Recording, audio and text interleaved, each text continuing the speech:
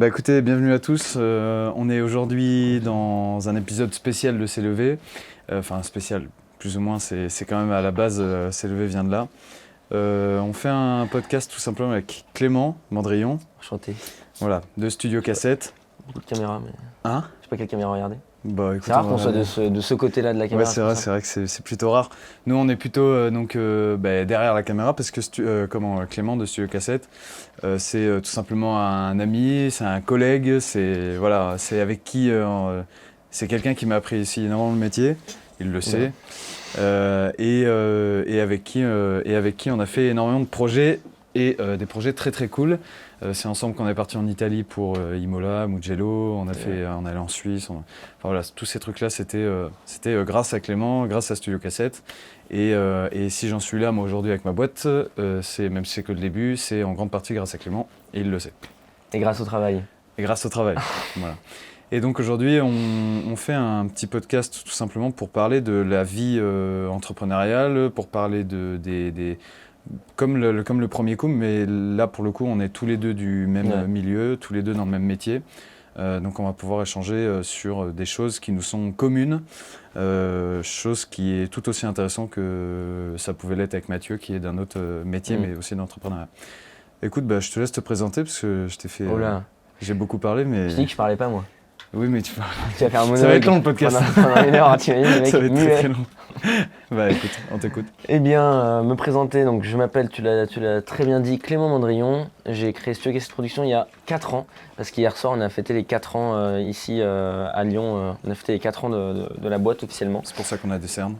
C'est pour ça qu'on a des cernes et puis c'est pour ça qu'on est ensemble, parce que du coup on n'est même plus de la même ville maintenant. Mais bon. Donc 4 ans, donc j'ai créé ça en 2020, mais ça fait encore plus longtemps que ça que je suis passionné de vidéo. Ça fait depuis que j'ai 10 ans que je me trimballe avec ma caméra et que je filme un peu tout ce qui bouge. Et j'en ai doucement fait mon métier, ça a été très très progressif. Et pour aujourd'hui, bosser à plein temps dedans. Alors, plein temps ne veut pas dire que c'est toujours tout beau, tout rose, absolument pas. Mais ça veut dire plein temps quand même. Et ouais, on s'était rencontrés sur un tournage et pas des moindres. Ouais, on va en parler parce que c'était voilà. notre histoire, notre rencontre est assez fortuite. On n'a même pas dit, mais Clément est à Lyon. Donc évidemment, s'il y a des boîtes de Lyon ou des gens de Lyon qui ont besoin de vidéos, allez, Studio Cassette, ça sert à rien d'aller plus loin. Qu'est-ce que je veux dire? Ouais, donc, on va parler un petit peu de notre rencontre en vif, parce que, en fait, effectivement, à la base, on s'est rencontrés sur un tournage étudiant. Je pouvais pas blairer ce gars. Parce que c'est normal. Parce que en fait, moi je vais donner ma version de l'histoire et il donnera la version de la sienne. On aura la même, je pense. Mais en gros, on était sur un tournage étudiant. Moi j'étais régisseur général et lui était producteur. Donc autant dire que c'est deux métiers. Pour ceux qui connaissent pas, régisseur c'est le mec qui organise en gros la logistique du tournage, tout ce qui est voiture, tout ce qui est déplacement, tout ce qui est réservation bref, tout ce qui est logistique. Et le producteur, du coup, il travaille main dans la main, puisque le producteur, c'est lui qui gère le budget, c'est aussi lui qui va décider des lieux pour dormir, des trucs comme ça. En fait, Clément était producteur, et moi, comme j'ai dit, régisseur général. Ouais, j'étais producteur avec un petit P quand même. Ouais, avec un petit Très P. petit. Et en fait, le truc, c'est que ce gars en avait absolument rien à péter du tournage étudiant, et donc passait son permis de drone en même temps, à Dijon, donc pas du tout à Lyon. Et nous, on était là, mais il est où le producteur? Mais qu'est-ce qu'il fout? Non, on n'a pas de budget, on sait pas ce qu'on doit faire et tout. Enfin bref, c'était une cata et le mec répondait pas. Enfin bref, il n'en avait rien à péter, donc je détestais ce gars. Et de fil à aiguille, j'ai compris en fait que le vrai monde, c'était pas les tournages étudiants et qu'en fait, il avait totalement raison de faire ce qu'il a fait. Et aujourd'hui, c'est en partie ce qui m'a fait l'aimer et aujourd'hui, je le déteste plus tant que ça. Ça va. Donc voilà un petit peu l'histoire du truc. Ça, c'est la première rencontre. Vas-y, je te laisse donner ta version du décès. C'est ça. C'est juste que sur les tournages étudiants, moi, j'avais pas envie de m'investir parce que ça m'intéressait juste pas. Et que le problème, c'est que sur les tournages étudiants, t'as autant de gens motivés que de gens qui ne sont pas motivés. Et donc moi, j'arrive pas à bosser avec des gens motivés. Donc moi-même, je deviens avec non motivés et ça fait un peu effet boule de neige, cercle vicieux, quoi. Donc voilà. Plus le permis de drone, plus les projets pro, plus le Covid. J'ai vu Ah la ouais, c'est totale, vrai. en janvier. Ouais, c'est vrai, c'est vrai. Janvier 2022.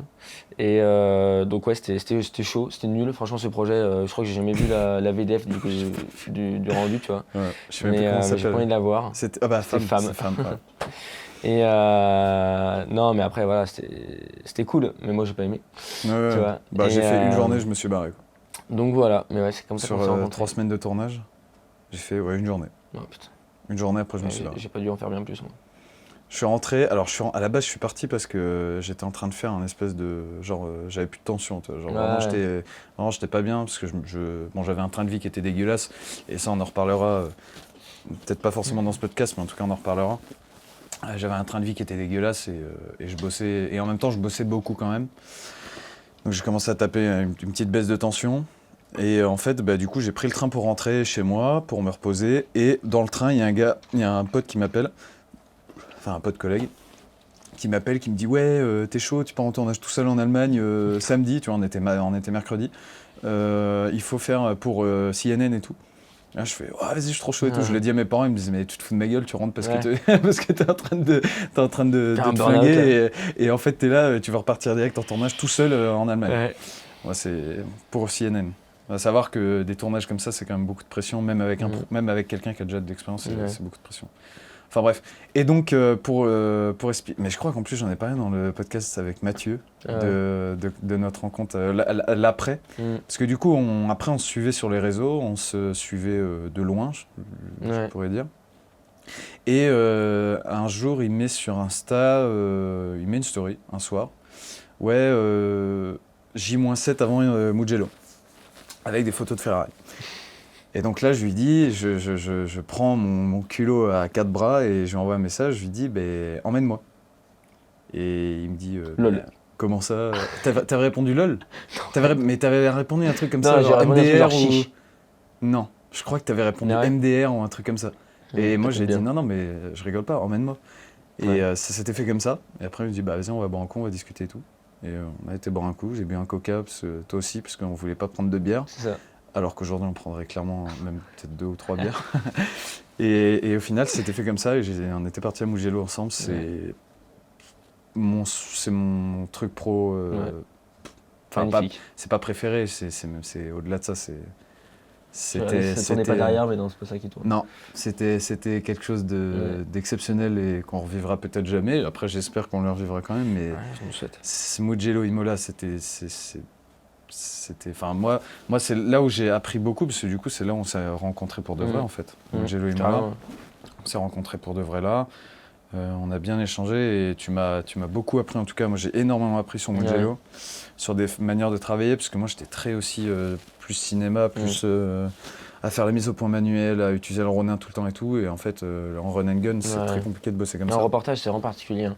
Mais c'est là où on s'en rend compte que dans l'audiovisuel t'as plein de types de vidéos qui existent, et du coup t'as tellement de façons de filmer différentes. T'en as qui vont être vachement, enfin t'as des gars qui vont bosser pour des boîtes mais qui vont quand même être vachement cinéma, et pour le coup qui vont utiliser du matos cinéma parce qu'ils vont faire limite de la fiction. Je pense à ce que peut faire Intermarché et tout, le truc c'est des putains de films, tu vois. Ou même Composite, ils font un peu c'est un peu ce ça. style-là. Et t'as après la vidéo événementielle comme il y a eu hier soir par Lucas. Bah, c'est différent là, faut être au bon endroit au bon moment, c'est particulier, mais tu peux être quand même assez léger et avoir un peu de matos avec toi parce que tu peux revenir à ton sac. Le reportage à Mugello ou pire à Imola, on devait tout avoir sur nous parce qu'on ne pouvait pas retourner au casier, c'était à l'autre bout du circuit. C'est joué, enfin franchement le film de reportage comme ça, capter un week-end de 4 jours sur un circuit, c'est vraiment. Et c'est entre l'after-movie et le. Ah ouais, après, il y a ce qu'on va capter et ce qu'on va en faire en montage. Au final, au montage, on a quand même fait. Moi j'ai fait des documentaires / reportages. Donc c'est vrai que le montage en lui-même était vraiment chaud à faire. Et même rien que sur le tournage, parce que je sais pas si tu te souviens, au moment du tournage, on savait pas ce qu'on allait faire en montage. Ah oui, et ça, c'était galère. Ça, c'était horrible. Ouais. Au final, on s'en est bien sorti, mais c'était quand même galère. Et on a tout filmé, quoi. On filmait tout ce qui se bougeait, tout ce qui se passait et tout, parce qu'on savait pas ce qu'on allait en faire. Mais c'est vrai que c'est dur, parce que tu bouges dans tous les sens, tu dois toujours être prêt, parce que le pilote, dès qu'il sort de son box, faut être là. Si t'es pas là, t'as pas le plan, tu vas pas lui dire de revenir. Les GoPro, faut gérer. Enfin, quand t'es que 2, même si t'es 3, c'est chaud, quoi. Donc, et après, t'as film corporate où où là, tu as un peu plus de temps pour poser tes éclairages, etc. Mais quand même, tu vas facturer à ton client qu'une seule journée au lieu de 2 parce que sinon, il va pas vouloir faire le projet. Et du coup, il faut que ça rentre en une journée, donc il faut quand même se dépêcher un peu, quoi. Tu as toujours des contraintes globalement, mais ça évolue vachement en fonction des projets. Puis c'est pas facile corporate aussi quand c'est des. Parce que, enfin, après, je pense qu'à Sens, à Lyon, c'est différent parce que, encore une fois, les entreprises sont sensibilisées, et surtout les chefs d'entreprise, mais à Sens, c'est une galère parce que les mecs, ils sont pas à l'aise devant les caméras, ils sont pas. Donc ça, c'est aussi un truc à gérer qui est particulier. Ah ouais, toi aussi? Ouais, bah oui. La plupart, c'est pas des acteurs, ils savent pas. Ouais, c'est pas des acteurs. Une fois sur 5, je tombe sur un mec où vraiment je serais là, putain, trop bien, ça marche bien et tout. Mais 4 fois sur 5, c'est juste on rame, quoi. Et puis, mais la magie du montage, je suis bien les choses en général. Ouais, en général, t'arrives à rattraper. En général, je pars du tournage en me disant, mais là, c'est un carnage, je vais rien pouvoir en faire le truc. Et en fait, à chaque fois, on arrive à limiter la casse en nettoyant un peu les fichiers et tout. Ouais, ça se fait. Donc, ouais, c'est vrai que c'était incroyable. Mugello, Imola. Surtout, sur Imola, on a encore plus marché parce que c'était immense. Ouais. Imola, c'est encore plus grand que Mugello. Ah, ça n'a pas mis en boucle? Je t'écoute. Et ouais, mais ça me stresse. Ouais, moi aussi, c'est pour ça que je le change. Ouais. Voilà. Et ouais, Imola, on a encore plus marché parce que c'est énorme. Et je crois le premier jour d'Imola, on a fait. En plus, on n'était pas garé. 25 000 pas, on était presque à 30 000 tous pas. Les jours, tous les jours, on était à 20 000 pas. Tous les jours, entre 20 et 30 000 pas. Tout ça en bossant. Et on arrivait à 8h30 et on repartait à 21h en général. C'était énorme. Donc ouais, c'était génial, franchement génial. Et je te remercie encore pour ça parce que je t'ai juste envoyé un message comme un énorme clodo, mais genre emmène-moi s'il te plaît. Comme il aurait pu en recevoir 150 000 parce qu'il y avait une photo de Ferrari, tu vois. Donc, c'est des belles expériences. Ouais, non, c'est génial. Et qu'est-ce que je voulais dire? Je me souviens plus. Là, va falloir broder là. Non, mais je voulais te poser une question. C'est vrai. Ouais, depuis ça, comment ça se passe toi là en ce moment, depuis cette expérience-là parce que ça fait donc en fait pour c'était en 2022, fin 2022. Ouais, c'était fin 2022 et en gros moi je suis parti de Lyon, j'étais à Lyon, je suis parti de Lyon, je suis retourné à Sens dans ma ville natale et depuis on s'appelle souvent mais sinon comment ça se passe toi, ça se passe comment? Écoute, ça va, je vais pas me plaindre. En fait, c'est ce que je disais au tout début. On peut dire que ça va, mais c'est pas tout le temps tout beau, tout rose. Et il y a des hauts et des bas. L'activité, c'est toujours comme ça. Moi, je sais que donc là, nous sommes le 29 mai, oui, c'est ça, et 2024. Et c'est vrai que le premier trimestre catastrophique, perso, très très dur. Pas de projet, des prospects parce que j'essayais de me bouger, mais il n'y avait pas de réponse. Je sentais que les gens n'étaient pas motivés. Et là, je pense que ça a été ma période la plus dure depuis que j'ai commencé ce premier trimestre. Et fin mars, fin mars, début avril, ça a commencé à être un peu mieux, tu vois. Okay. Et puis là je me suis fait défoncer de boulot, donc ça c'est trop bien. Okay. Mais voilà, c'est juste pour dire qu'il y a toujours des hauts et des bas, c'est un peu dur, mais et du coup, j'avais quand même parlé avec pas mal de collègues et tout, tu vois, qui sont dans le même truc, même avec toi. Et puis, je crois qu'on a à peu près tous observé la même tendance. Après, je sais que de base, c'est quand même l'hiver, c'est plus dur pour les boîtes de se mettre, mais cette année, pour moi en tout cas, c'était vraiment rien. Il y avait rien. Donc bon, c'est comme ça. Ouais, complètement. Moi, mais il faut apprendre à développer d'autres choses. Je suis désolé de l'expression, mais de se sortir les doigts sur des trucs qu'on procrastine depuis des mois et des années et les faire, voilà. Tester des trucs. Ah ouais, faut tester. Enfin, c'est peut-être qui se fout de la charité parce que je suis assez peu testeur dans la vie. Je préfère être sûr d'un truc avant de l'essayer. Mais en fait, non, il faut essayer et puis si ça marche pas, les gens ils en tiendront par rigueur, tu vois. Ouais, c'est sûr. Moi aussi, ça a été. Enfin, bon, après, c'est que la première année, mais ça a été très très dur aussi cet hiver. Effectivement, tu pouvais relancer, tu pouvais rien. J'en ai parlé aussi à plein de monde et même pas de notre domaine et c'était pareil en fait. Ouais. Parce que après, mon hypothèse. C'est sûr qu'économiquement de base c'est catastrophique en ce moment et je vois les boîtes avec qui je travaille et du coup avec qui j'échange me disent non c'est chaud quoi, tu vois. Ouais. Moi j'ai un client que je ne citerai pas et j'ai un client qui franchement fonctionne très très très très bien. Mais vraiment, et en général, quand je lui demande comment ça va et qu'il me dit ah ouais, c'est l'horreur en ce moment, ça veut dire c'est l'horreur parce que je me fais défoncer de boulot, tu vois. Le mec il a tout le temps du taf. Ouais. Et en fait, ce même mec, la dernière fois, je lui posais la question et il m'a dit tu le connais, il était là hier soir, je sais pas si tu vois de qui je parle, mais on l'a croisé Imola quoi. Et en gros, je lui ai demandé, ouais, bah du coup ça va en ce moment. Il m'a dit, oh non, c'est horrible. Et j'ai fait, ah, trop de boulot. Il m'a fait, non, pas de boulot. C'est la première fois qu'il me dit ça, quoi. Il m'a dit, non, là, il m'a dit, je pense que 2024 va être dur. Ah ouais. Puis Philippe m'a dit la même chose, hein, sur le notariat et tout. Donc bon. Ouais, bah là, c'est vrai que là, cet hiver, c'était très très dur. Rien du tout. C'est même un peu déprimant parce que, enfin, c'est même très déprimant parce que tu te dis, mais attends, c'est qu'il y a un truc qui va pas. Tu vois, moi, j'ai eu une énorme remise en question qui permet d'avancer sur, c'est sûr, mais sur l'offre en fait. En fait, si tu veux, à la base, nous, on est presta vidéo. Tu vois. On n'est pas des marketeurs, on n'est pas des. Ouais, et donc, expliquer. Alors déjà à Lyon, ça doit être compliqué, mais à Sens, je te raconte pas le bordel. Parce que les boîtes ne sont pas sensibilisées à la vidéo, elles sont pas sensibilisées. En fait, ils ne comprennent pas pourquoi ils devraient payer 2 000 € pour une vidéo comme ça, plutôt que de payer 500 balles pour une vidéo faite au téléphone. Ils ne comprennent pas la différence dans les petites villes. Ici, oui, parce que les mecs sont faits en fait. Et encore, je pense que de toute façon, dans toutes les villes. Donc ça, c'est très compliqué. Et du coup, en fait, j'ai remis énormément en question mon offre parce que je commençais à partir sur un truc marketing, sauf que j'ai pas les arguments. D'un marketeur, parce que je suis pas marketeur, je suis juste un prestat vidéo, on me dit ok tu filmes ça, je te filme ça, tu vois. On est créa quoi. Voilà, on est faut savoir se limiter à ça. Voilà. Ouais, faut mettre son ego de côté. Premier trimestre justement, moi j'en parlais à ma copine, je disais exactement cette phrase-là, je disais que j'ai perdu confiance en mon offre.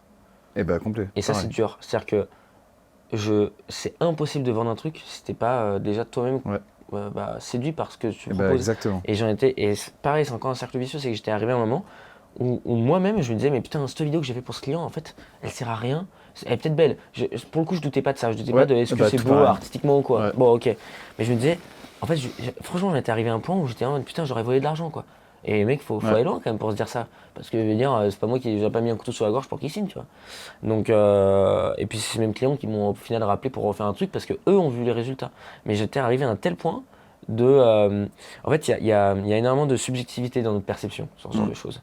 Et il faut savoir que, encore plus quand on est indépendant, parce qu'on n'a qu'un seul cerveau, on ne peut pas trop discuter avec d'autres gens autour, parce qu'on est tout seul. Puis en fait, tu es tout seul là toute la journée. C'est ça. Donc en fait, tu perds la boule au bout d'un moment. Et en fait, tu commences à une perception qui est complètement biaisée. Et des fois, tu te dis des trucs de fou, quoi. Et dans des périodes qui sont plus dures, bah ouais, je me disais, mais en fait, ce que je propose, c'est de la merde. Les vidéos avec un grand V, hein, ça sert à rien. L'audiovisuel, ça sert à rien. Communiquer, ça sert à rien. J'étais parti dans des trucs. Alors, c'était des jours, tu vois, isolés. C'était pas pendant un mois, je me suis dit ça, mais il y a des jours, j'étais vraiment là, mais en mode, mais qu'est-ce que je fous, quoi, tu vois. Et ça, déjà, je pense qu'on en parle peu, tu vois, parce que c'est peut-être un peu tabou, j'en sais rien.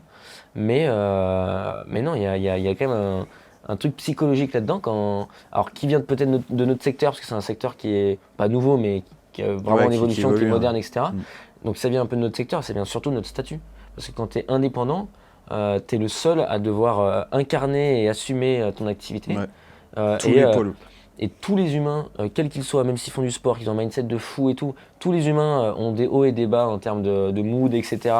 Un jour après l'autre, il y en a c'est à une échelle des semaines, il y en a des semaines bien, des semaines moins bien, il y en a c'est à l'échelle d'une journée ou même d'une heure, tu vois. Mais quand tu es plusieurs, tu arrives à lisser les vagues, tu vois. Parce que quand t'en as un qui va pas bien dans la boîte, t'en as sûrement un autre statistiquement qui va bien, ça rééquilibre les choses. Quand t'es tout seul, quand t'as des périodes dures, t'es tout seul. Tu vois. Donc en fait, ça se voit directement sur ton activité. Donc ça c'est pas facile quoi. Ouais, complètement. Et moi c'était tout pareil. Du coup, j'ai commencé, mais en vrai, ça m'a fait réfléchir sur l'offre aussi, parce que du coup, effectivement, vu que t'es pas convaincu, enfin, vu que moi c'était pareil, je dis, mais attends, mais ça sert à rien ce que je fais. Je dis, mes vidéos, je vends des vidéos, elles servent à rien. Pas publié et tout. Alors que non, typiquement, ça ne sert pas à rien. Ça fait une image de marque. Parce que j'étais en train de me dire, même faire une image de marque, ça sert à rien. Parce que en vrai, c'est quoi tu vois, c'est comme la soirée qu'on a fait hier soir. Tu te dis, mais ça sert à rien. C'est quoi les retours sur investissement que j'ai là-dessus, tu vois. Mais sauf pour faire une parenthèse, du coup, pour expliquer quand même. Hier, j'ai fait une soirée pour les 4 ans qui m'a coûté à peu près 1000 balles, je pense. Je n'ai pas fait les comptes, j'ai pas envie de les faire. Mais je pense qu'elle m'a coûté à peu près 1000 balles entre la bouffe, et encore on a imité la casse. La bouffe, le vidéoprojecteur, un truc de 3 mètres, la sono et tout, ça a coûté un peu cher. Et puis beaucoup d'heures. Je pense qu'en cumulé, c'est une semaine de taf, c'est 35 heures de prépa au moins, je suis sûr. Faut que je regarde, mais je pense que c'est ça, pour tout organiser, pour que ce soit parfait et tout. Et on peut se dire, mais en fait, ça sert à quoi? Et à chaque fois, je disais aux gens, je fais un événement le 28 juin. 28 mai, je suis un fou. Ils me disent, ah ouais, trop bien, bah ouais, je serai là, mais pourquoi, tu vois? Et je dis, ah bah c'est pour les 4 ans et tout, mais pourquoi tu le fais? Et en fait, même moi, je savais pas répondre en fait au début. Et en fait, si, mais maintenant c'est clair pour moi. C'est une putain d'opération marketing. Ouais. Parce que quand je vois déjà les résultats que j'ai eu là, des gens qui étaient possiblement des prospects qui étaient pas forcément chauds et ça les a, enfin, ils étaient conquis à la fin. Bien sûr. Ça veut pas dire que ça n'a pas de prix, mais il y a déjà un retour. C'est le Et but. même sur les retours qui sont pas palpables, même s'il n'y a rien qui est signé à la fin, comme tu dis, ça participe à l'image de marque. J'ai des collègues qui peuvent être aussi des prescripteurs commerciaux qui peuvent être plus rassurés par ce que je fais, etc. Donc il y a plein de choses qui. T'as pas de résultats directs, mais en fait, tu as des résultats indirects et il y a de la pédagogie à avoir. Mais le problème, c'est que si nous, on n'est pas nous-mêmes convaincus du truc, tu vas jamais aller convaincre un prospect quoi, qui ne connaît rien. Donc, du coup, ça, j'en ai tiré en fait que. J'ai packagé, en fait, je suis en train de packager mes offres avec 3 offres de films d'entreprise, avec différents budgets et différentes formes. Un premier film d'entreprise à peu près 850 € qui sera un truc, tu vois, très simple comme j'ai pu faire. Enfin voilà, juste des beaux plans avec de la belle musique, tu vois, comme sans voix off et tout. sans voix off, sans rien, Ouais, juste c'est une ça, vidéo c'est de ça. 30 Ouais, c'est secondes, ça. 1 minute, voilà. Tu vois, par exemple, là, j'ai proposé ça à des apiculteurs qui sont vraiment chauds pour faire ça. Alors pas maintenant parce que il fait pas beau, mais c'est quelque chose qui est dans les tuyaux et voilà, c'est à peu près ça, un film très simple qui passe sur les foires, qui passe sur internet, mais un truc bien fait, propre. Un film après un petit peu plus évolué, à peu près 1 200 €, où là on va avoir de l'interview, des trucs voilà un peu comme ce qui passe derrière. Et après un film vraiment, avec des petits textes machin, et après un film à peu près 1700, j'ai pas encore déterminé, un truc un peu plus cher parce que en fait derrière on peut avoir une voix off, on peut avoir tu vois, des images vraiment vraiment de la talot, sound design, des trucs comme alors tous ces trucs-là sont travaillés dans tous. Ça c'est un truc qui me tient à cœur. Et qui fait l'image de marque en fait de Zoe Productions, qui est l'image un peu, le travail un peu cinéma. Par contre, il va y avoir tout ce qui est infographie, on va pouvoir ajouter vraiment de l'infographie à balle et tout. On va vraiment travailler encore plus ces trucs-là. Donc sectoriser ces trucs-là, faire une offre d'after movie. Ça c'est à la demande parce que des fois je suis parti en week-end de tournage ou alors je suis parti une journée, c'est pas du tout le même travail, aussi en fonction du film qui est demandé. Et après, je suis en train, alors ça sera pas une offre de documentaire, mais j'aimerais faire du documentaire un peu, du documentaire / reportage, sur un truc d'une dizaine, une quinzaine de minutes, sur des choses qui me tiennent à cœur, sur des métiers qui me tiennent à cœur. Là, je suis en train de préparer, ça fait des lustres que je dis ça et je m'y suis pas encore mis à 200%, mais une série documentaire, je t'en avais parlé sur les monuments de Sens, sur la cathédrale, sur ces trucs-là, pour donner un peu de valeur au patrimoine, parce que c'est des trucs qui me tiennent à cœur, et les gens de Sens connaissent pas forcément toutes les histoires qu'il y a autour de ces monuments. Donc je suis en train de faire ça, sur le marché couvert, sur la maison Jean Cousin, c'est des lieux mythiques à Sens, sur l'hôtel de ville, tout ça. Quand j'étais venu. C'est passionnant, et voilà, comme je dis, l'histoire n'est pas très connue, mais aussi sur des métiers, des métiers pas très connus, comme maréchal ferrant, comme agriculteur, des trucs un peu du terroir, des trucs qui sont pas très connus, genre coutelier, des trucs comme ça, tailleur de pierre, des trucs, voilà, montrer un petit peu le savoir-faire, ce genre de choses, mais ça, pour le coup, c'est vraiment du kiff personnel, où c'est moi qui monte le projet et je gagne rien là-dessus, c'est juste pour du kiff personnel. C'est ce que j'allais dire, le problème c'est le modèle économique du truc, quoi. Parce que tout ce qui est reportage et documentaire, on sort un peu du film de commande en général. Ouais, rien à voir. Moi je sais que j'ai eu énormément de chance d'avoir, il tourne là, d'avoir été missionné sur pas mal de reportages en vrai. Enfin, ça j'adore. J'en ai eu, en gros j'en ai fait 4. J'en ai fait un pour les motos. C'était un road trip de 17 jours, Tour de France et tout, le truc qui fait 20 minutes et j'adore. C'était quand même 3 ans, tu vois. Donc, t'es parti les 17 jours ? Ouais. Oh, non, c'était l'horreur. Ah ouais ? Non, c'est l'un des meilleurs tournages de ma vie aussi. Ouais, mais c'est dur. Mais c'est le tournage le plus dur que j'ai fait de ma vie. Parce que c'était 17 jours non-stop. Vous dormiez quoi à l'hôtel ? 3400 bornes. Ouais, on dormait à l'hôtel. Mais jamais 2 fois dans le même hôtel, quoi, tu vois. Parce que du coup, on bougeait et j'ai pas à me plaindre. Hein. Mais c'est t'avais ta chambre à toi la et fin. tout ? Ouais. Mais à la fin, en fait, juste t'es mort parce que là, tu vois, je l'ai vu avec le séminaire que j'ai fait avec mon client à Chambéry. Ouais. Tu vois, déjà au bout de 5 jours, le soir, tu rentres à l'hôtel, tu dois dérusher toutes tes cams. Ah oui, direct ? Ah bah ouais, parce qu'après, t'as plus de place sur les cartes. Ah, mais pas des. Ouais, oui, enfin, non. de faire les sauvegardes. Ouais, Ouais, ok. Je sauvegarde Je crois que toutes tu les t'es cartes, rushé tous je les les plans. vide, je dois recharger les batteries, je dois nettoyer mon cap, enfin nettoyer, faire les trucs de base que tu dois faire, ça prend une Ouais, demi-heure. parce que le taf s'arrête pas. Mais en fait, à chaque soir, et puis je vais être sûr que j'ai rien perdu comme fichier avant de formater, donc en général, je fous tout sur Premiere Pro pour checker si j'ai rien sur les multicams, si j'ai rien baisé et tout. C'était un peu violent ça. et en gros, et ça prend du temps. Et mec, sur 5 jours déjà, j'en pouvais plus à la fin à Chambéry, mais sur 17 jours, Ouais. j'en avais mais Tu m'étonnes. ras-le-bol. Et j'étais explosé, j'ai mis plusieurs jours à m'en remettre de ce tournage, j'ai mis une semaine en fait à vraiment m'en remettre. C'était juste exceptionnel par contre, mais c'était crevant, à 3400 bornes, enfin, on pouvait plus. Ouais. Et du coup, j'avais fait ça, et du coup, à l'issue, il y avait eu un truc de 17 minutes et quelques, je crois, ou 20 minutes, un reportage chronologique, tu sais. Ouais. Après, il y a eu le documentaire pour IBFast, un deuxième pour IBFast, et 2 autres pour Ange Bard, je crois, donc ça fait 5. Et c'est juste exceptionnel à monter, je Ça, trouve. j'adore. C'est, tu crées le rang de l'émotion que tu peux pas forcément créer, voire que tu peux vraiment pas créer tout court, en fait, sur du corporate, sur des trucs d'une ou 2 minutes. Donc c'est juste trop cool, mais c'est vrai qu'économiquement, c'est dur d'aller chercher ça chez des boîtes, quoi. Ouais, complètement. Très peu de boîtes ont besoin Surtout d'un d'un format film comme ça. Là, c'est un truc, c'est un style de film que j'ai fait là, dans une production qui va bientôt sortir. J'attends la confirmation avec le client. Pour Riptide, qui est mon plus gros client. Et enfin, on fait des projets trop cool, donc c'est trop bien. Et là, c'est le film de la foire de Sens, où on est un peu sur ce style-là, où en fait, si tu veux, je suis venu filmer l'installation. Sur une demi-journée. Je suis venu filmer la foire en général pendant une demi-journée. Et en fait, le but, c'était de faire un type un peu vlog où il y a des interactions entre la caméra et les mecs de la boîte, etc. Et j'ai filmé quelques interviews, et notamment l'interview de Stéphane, qui est le directeur. Et en fait, je ne savais pas forcément comment j'allais partir sur ce projet-là. Et au final, j'ai mis la voix de Stéphane en fait en fil conducteur tout le long, parce qu'il fait un discours qui est très cool, qui parle des valeurs de la boîte, qui parle de tout ça. Et par-dessus, j'ai mis des images comme ça. J'ai mis des moments où je coupe la voix de Stéphane et où on entend un autre gars dire bah tiens, filme-le parce qu'il a là une trace noire sur le front et tout. Des rires, des machins, et en fait, c'est génial. Alors le film fait 2 minutes, à peine 1 minute 30, un truc comme ça. Donc c'est court, mais ça permet quand même de... Ouais. T'as un beau fil conducteur et je suis vraiment content parce que c'est original. Ça, c'est vraiment le truc que j'adore, quoi. Mais c'est là où tu te rends compte qu'au montage, beaucoup se fait, quoi. Ouais. Bah, moi, je le vois avec Ange Bard. Au tournage, on savait pas ce qu'on allait faire, quoi. Non. On savait pas, on était là, on filmait. Et j'aime pas, hein, franchement, j'aime pas. Mais on avait cette contrainte-là qu'on savait pas ce qu'on allait faire. Disons que c'est pas la matière la plus efficace. Ouais, c'est ça. C'est la manière la plus efficace. Mais au final, beaucoup s'écrit au montage. Ouais. Et on arrive à vraiment créer des trucs au montage, ça c'est vraiment exceptionnel, quoi, tu vois. Moi, c'est comme ça que je travaille plutôt. J'ai du mal. Alors, ce qui est marrant, c'est que je suis très, enfin, cartésien. Non, pas cartésien, mais très mathématique. J'aime bien quand les choses sont cadrées et tout.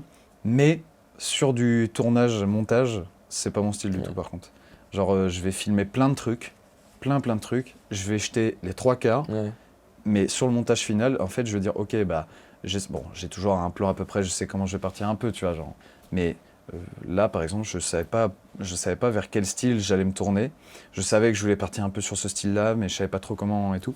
Et après, en voyant les images, j'ai articulé, j'ai dit ok, je peux faire ça. Et ça passe trop bien. Et des fois, effectivement, tu te dis ah bah merde, il manquerait ce plan-là, Puis bon, bah c'est comme ça, c'est la magie du truc. Tu peux pas tout filmer sur un événement, sur ton after movie. Moi, c'est le truc que j'aime le plus quand même, l'after movie. Je trouve ça très créatif, plus que le corporate. Parce que le corporate, c'est quand même très codé, très... Moi, je trouve que c'est l'inverse. Ah ouais? Non, c'est pas que c'est l'inverse. C'est que moi, pour le coup, je préfère largement le corporate. Ok. Parce que... mais on n'est peut-être pas la même approche des choses, mais moi, justement, l'after movie, je trouve que... Peut-être que j'en ai trop fait. Okay. Mais je sature, quoi. J'arrive plus à être créatif. J'ai mis une musique à percussion. Il y a pas longtemps, j'ai fait un truc avec une musique classique, c'était rigolo et tout, mais vraiment, je mets un peu les plans les uns après les autres. Je dis pas que je bâcle, hein, mais je vois ce que tu veux dire. Il y a moins de trucs. Et moi, ce que j'aime bien dans le film corporate, c'est que justement, on part avec une épine dans le pied, parce qu'on est censé être vendeur.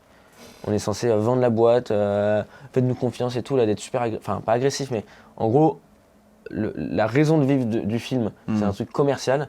Et pour moi, l'objectif, c'est d'en faire un truc non commercial et que les gens ils prennent juste du plaisir à la regarder. Et que l'aspect commercial, faites-nous confiance, il passe sur le subconscient, tu vois. Et ça, je trouve que c'est trop bien parce que tu vois, ce que j'ai pu faire pour Relux, genre, le film est en effet assez classique, c'est-à-dire qu'il suit des codes assez classiques. Par contre, toutes les personnes à qui je l'ai montré, alors il n'est pas officiellement sorti, mais j'ai montré en privé, Ouais. m'ont dit mais en fait le style est tellement différent parce on utilise une musique un peu classique. Les plans sont un peu plus posés, les interviews, on a vraiment construit une lumière qui est belle et tout. Et en fait, il y a Ça vraiment change. un mood. Alors déjà, ils ont des locaux de fou et ça Ouais, c'est participe. trop. Mais en fait, il y a un mood qui se dégage et ça détonne complètement avec ce qu'on peut voir sur des vidéos corporate plus classiques, tu vois. Ouais. Donc non, pour le coup, vidéo corporate, je trouve qu'il y a un vrai défi Ouais. d'arriver à présenter une boîte sous son meilleur angle, mais de façon originale, tu vois. Ouais. Ce qui lui ressemble. Ouais, je vois ce que tu veux dire. Et alors du coup, c'est pour ça que c'est moins mon truc. Enfin, moins mon truc. En fait, techniquement, c'est des films d'entreprise, ça, il n'y a pas de souci, mais je suis moins... je suis pas du tout un copywriter, en fait. Genre, je déteste ça, écrire des trucs. Ouais. Et du coup, c'est vrai que là-dessus, pour le coup, c'est compliqué pour moi, donc je prends moins de plaisir. Après, quand le film, en fait, le côté technique d'un film d'entreprise, ça, il y a zéro souci. Genre, vraiment, ça, je kiffe. C'est vraiment le truc d'écrire le film d'entreprise. C'est pour ça que je prends plus de kiff sur les after-movies. Et justement, j'ai eu ce truc-là, de genre, j'ai l'impression je mets une musique et je mets des plans qui s'enchaînent. Au final, tout le monde peut le faire, qui je suis pour le faire, tu vois, et facturer ça 2000 balles. Et en fait, du coup, je m'amuse à créer carrément du storytelling dans un after-movie. Et comme ça change, à rajouter du sound design, à rajouter des... Et tu vois... parce que ce soit vivant en after-movie, il faut que ce soit vivant. Faut que ça soit vivant parce que si c'est juste des plans qui suivent, bah déjà toi tu te fais chier en tant que créatif. Et après bah c'est sûr que en fait c'est juste nul. Et j'ai fait 2-3 after movies dernièrement qui, enfin le film de la danse on en a parlé, je le kiffe. Il y a un petit storytelling où en fait ça suit la pyramide, où ça monte et tout, et on a le climax et tout, et vraiment, moi je trouve le truc très cool. On a le préparatif, on voit les filles qui sont derrière en train de s'échauffer, puis on voit des pieds qui traînent par terre et tout, on a un petit peu attends, qu'est-ce qui se passe ? Et après on voit que c'est un concours, c'est ça. Donc c'est ça qui est vraiment cool, les rideaux s'ouvrent et pam, là ça y est, on est sur le climax. Ça c'est top, et il y a aussi le film de Airsoft, de Autain, L'assaut de mon frère, qui est vraiment aussi... je m'en sers beaucoup d'exemples pour montrer aux clients comment on construit une bonne narration. Parce que pour le coup, ce film-là, je suis vraiment très content de la narration qu'il a. On a une belle montée en pression, il est vraiment très beau et une belle redescente. C'est juste parfait en niveau narratif. Et là, par contre, je prends vraiment mon pied en fait, à réécrire une histoire avec les plans de l'after-movie. Tu vois. Ça, c'est vraiment le top. Ce que j'essaie de faire le plus possible. Et pour le coup, je trouve ça très créatif. Et petit à petit, j'essaie de rendre les trucs un peu plus... parce que ça, c'est aussi un de mes problèmes, c'est que vu que je viens du cinéma, du montage cinéma, que j'aime les documentaires, que j'aime les plans longs, que j'aime les trucs, c'est pas quelque chose qui marche toujours, et en particulier sur les réseaux. Donc ça, j'essaie d'évoluer un peu là-dessus, mais c'est très compliqué. Et de faire des trucs pour tout le monde, plus dynamiques, mettre des transitions aussi sonores. Je bosse beaucoup avec Célien là-dessus, il m'apprend beaucoup aussi sur du sound design, parce que ça fait grave la différence. Et sur le film de danse, j'ai trouvé une musique aussi, et ça change un peu d'avoir une musique un peu type bande-annonce avec des gros tout. Et ça, c'est la deuxième fois que je montais avec une musique comme ça, et c'est magnifique. Franchement, c'est un vrai kiff. Après, faut pas trop en abuser parce que c'est vite redondant, mais c'est un vrai kiff en tout cas, l'aftermovie. Mais je vois très très bien ce que tu veux dire. Mais putain, je voulais dire un truc, j'ai zappé. Oui, si, c'est sur le dynamisme des vidéos. Je sais que j'essaie de plus en plus de m'y mettre parce que je pense qu'on est beaucoup de vidéastes comme ça. C'est qu'on a commencé avec du horizontal. Moi, quand j'ai commencé à apprendre, il n'y avait aucune vidéo existait en vertical, mais rien de chez rien. Il n'y avait pas TikTok. Non, ça n'existait pas. On regardait tout sur ordi ou sur téléphone dans le paysage. Je sais pas si tu te souviens, c'était Seb Lafrite et Sofiane qui avaient lancé ce truc-là. Je sais plus comment ça s'appelait. J'y ai repensé. Je me souviens. Je me demande si c'est pas vertical. C'était pas vertical, je crois que c'est ça. Et ça avait pas marché. Et en vrai, mais le modèle était bon, par contre. Mais en fait, du coup, ils étaient visionnaires sur le truc, mais c'est vrai qu'à l'époque, moi, ça me paraissait trop bizarre de regarder une vidéo comme ça. Horrible même, horrible. Alors qu'aujourd'hui, en fait, aujourd'hui, c'est normal. Et je sais que moi, du coup, je viens de l'horizontal. Et en fait, quand on réfléchit, les caméras sont optimisées pour qu'on filme en horizontal, les écrans d'ordi sont en horizontal, enfin, tout est en horizontal. Et en fait, nous, aujourd'hui, on se doit de pouvoir faire du vertical aussi. Et je sais que j'ai pas mal repoussé l'échéance, moi. Pendant longtemps, je venais à dire à mes clients, non, mais pas forcément ce qu'il y a de mieux à faire et tout. En fait, j'ai juste pas envie, quoi. Tu vois, le vertical, ça me faisait pas kiffer. Et en fait, maintenant que je me suis un peu forcé à le faire, je me rends compte que c'est pas si pire que ça, que à monter, c'est pas si chiant que ça. Et moi, en fait, maintenant, mes propres vidéos que je fais pour moi, c'est que du vertical. Ouais. L'aftermovie d'hier, il est en vertical. Les vidéos que je fais de tuto, là, un peu, c'est en vertical aussi. Parce que c'est sur les réseaux, c'est sur LinkedIn, c'est voilà. Bah, il faut, en soi, même, tu vois, on pense au smartphone, mais même quelqu'un qui est sur LinkedIn, sur ordi, le vertical, ça va pas le choquer, tu vois. Ouais, complètement. Complètement, et il faut. En fait, je pense qu'il faut réapprendre à cadrer, en fait. C'est surtout ça la grosse différence, parce que la façon de cadrer, ouais, en vertical et en horizontal, c'est pas du tout la même chose. Si tu cadres à la verticale comme tu cadres à l'horizontale, en fait, ça fait tout de suite comme s'il manquait les bords. Ouais. Et c'est ça l'effet qui est dérangeant sur le vertical, c'est quand tu as l'impression que faut composer différemment. Ouais, complètement. Mais c'est vrai que moi, je m'y mets petit à petit. En fait, avant, je faisais autrement, je filmais en horizontal et je zoomais pour mettre en vertical. Ouais, tu perds trop de def. Ça va parce que je me mettais en 4K et je me remettais en 1080p, donc ça va. Mais après, il te faut un recul de fou furieux et tout, et c'est juste plus possible. Et à un moment, je pouvais plus techniquement, donc je me suis mis à vertical. Et ouais, c'est particulier, mais ça dépend du truc. Je pense que ça peut être intéressant de filmer. Tu vois, par exemple, le roadshow, de le refaire en vertical. Je pense que ça peut donner vraiment un truc intéressant, autant techniquement que moi, je pars au du niveau, principe qu'un média long, personne ne reviendra sur téléphone. Non, en c'est vertical, pas tu vois. Non, mais je veux dire, ce style, bien d'image, sûr, tu vois. Surtout des motos, c'est vertical, une moto. Donc, En en plus, c'est des sujets qui se prêtent beaucoup plus. Un face cam, quand il pense, juste moi qui parle comme ça pour présenter les vidéos que je fais sur LinkedIn, là, le vertical, c'est 10 fois plus adapté. C'est portrait, quoi, tu vois. En photo, ils font du portrait depuis longtemps. Ouais, c'est vrai. En photo, ils font autant du vertical que de l'horizontal, ça les a jamais choqués. C'est juste dans la vidéo qu'on est. Mais en même temps, mais parce que les codes étaient un peu comme ça, quoi. Ouais, mais en même temps, tu vois, de filmer un facecam comme ça en mode 2.35, je trouve ça sublime. Mais oui, mais parce que nous, on est passionnés. Et je trouve ça magnifique. Oui, mais nous. Ouais. Mais moi aussi, j'adore. Là, on fait les ports, on met du 2.35. Oui. Mais c'est vrai qu'après, tu le mets en 2.35 sur du Insta, c'est catastrophique. pété, quoi. Ouais. C'est catastrophique. Mais il faut savoir où on publie. Tu vois, le truc d'Ange, j'avais fait en. Non, c'est pas du 2.35 ça. Mais le truc d'Ange, j'avais fait en 2.35, je crois. C'est super beau, tu vois. Ouais. Mais je sais très bien que. Même peut-être mon showreel, j'avais fait en 2.35. Mais c'est vrai que j'ai publié sur Insta et tout, ils sont. Ouais, non, c'est sûr. Ça va marcher. Mais parce que de base, c'était pas fait pour ça. Parce que c'était pour être pendant une cérémonie, etc. Bah ouais, complètement. Complètement. Bon, ça évolue tout ça. De toute façon, c'est le maître mot aujourd'hui, c'est d'adapter le format à la diffusion, en fait, là où tu vas le diffuser. Ouais.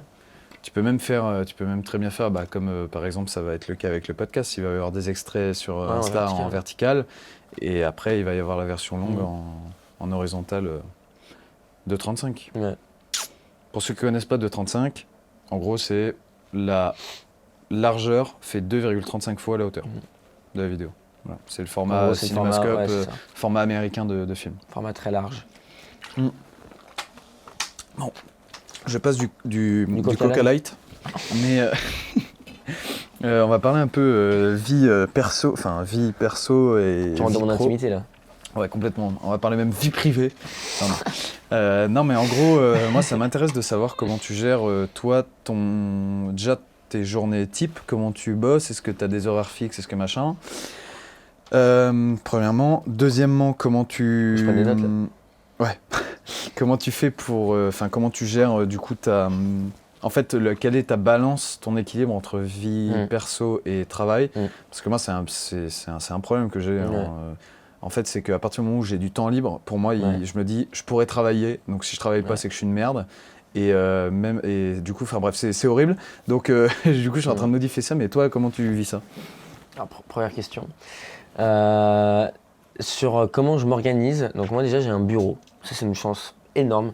C'est que je travaille pas au même endroit que je vis. Et je pense que ça change tout. C'est-à-dire que tout ce que je vais dire là, après, ça ne serait pas la même chose si je travaillais de chez moi. Il faut le savoir. Parce que pour moi, je ne pourrais pas. Des fois, je me réimagine être chez moi. Même, tu vois, je me dis, je pourrais me faire une pièce à part, bien séparée. Pour moi, ça pourrait pas. Donc, ici, je suis à 20 minutes en voiture ou au scooter de chez moi. Je fais des horaires relativement fixes quand même. C'est-à-dire que je viens souvent vers 8h30. Je fais une bonne pause. Là, c'est le bon français. Je fais une bonne pause d'1h30, voire 2 heures. Parce qu'en fait, je bouffe, je fais un ping-pong avec mon père et je dors. Parce que j'ai besoin de dormir après. Comme ça, je suis relancé. Donc je fais une bonne pause et après je bosse jusqu'à en moyenne 18h30.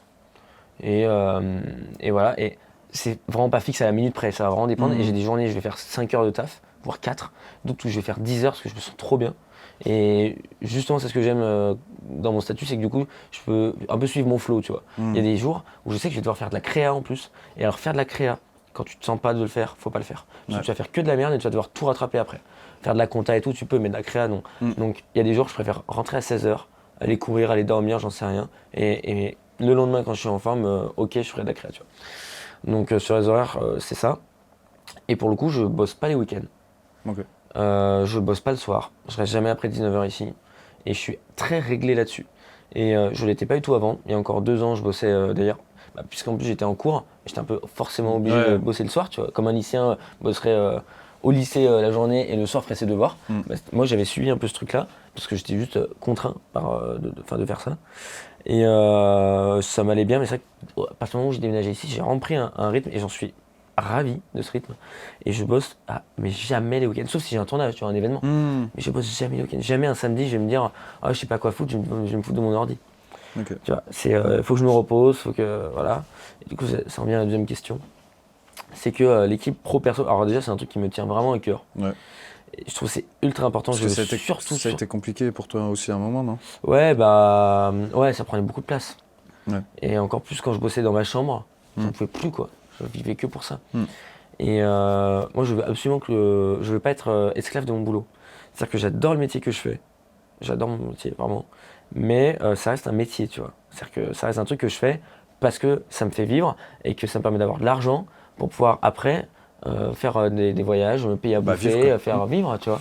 Et je veux surtout pas devenir esclave de mon boulot à ne faire que ça. Et je pense que dans les créatifs un peu comme nous, il y en a pas mal qui se sous-payent et qui sont obligés de faire des 70, voire des 100, et j'en connais, des 70 ou des 100 heures de travail par semaine, qui en décernent jusqu'ici, qui sont contents parce qu'ils touchent leur salaire, tu vois, mais par contre qui sont lessivés. Et leur argent, ils peuvent même pas utiliser au final, parce qu'ils ont pas une minute pour eux.